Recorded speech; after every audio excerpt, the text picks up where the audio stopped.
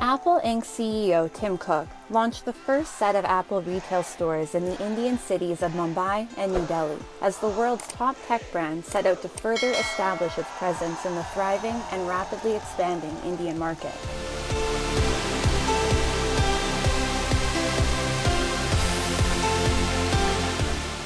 Apple's growing fascination with the Indian market is driven by both India's massive business potential and the growing economic capacity of her people.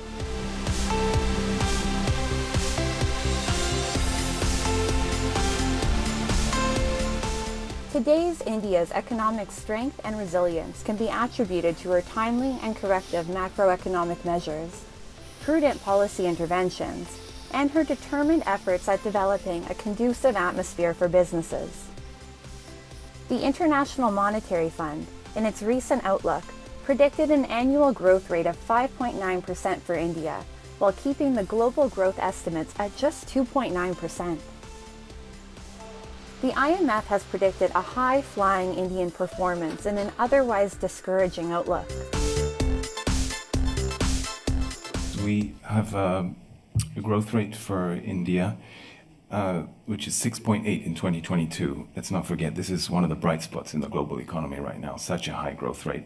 And it is moderating down to 5.9 with a minus 0.2 revision compared to January. India's Purchasing Managers Index, or PMI, an indicative marker of a country's economic performance in the manufacturing and service sectors, has risen to a 3-month high. In March, India's manufacturing PMI was at 56.4, which was much better than even the favorable market forecast of 55. Output rose the fastest since December. India has set the target of augmenting her manufacturing market to $1 trillion USD in a few years. Experts are extremely optimistic regarding India's manufacturing sector and predict that manufacturing will be the country's growth engine in the fourth industrial revolution. Now, with the new policy of China Plus One policy, India has become an attractive destination for manufacturing investment. Of course, we have competing countries like Vietnam and Bangladesh and other Middle East countries, but right now the effort is to provide an attractive environment for manufacturing, and I think we're on track to do that. India's thriving information technology sector, her commitment to transitioning to non-fossil fuel energy with an increasing number of entities shifting their operations to renewable sources, and her futuristic policies regarding artificial intelligence are not just helping her own growth, but are also fostering global efforts towards achieving better living standards for people world over.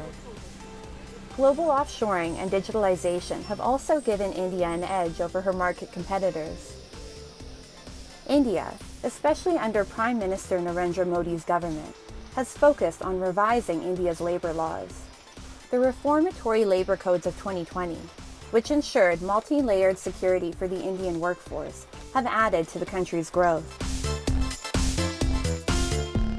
Now the effort is to bring in everything into the formal sector.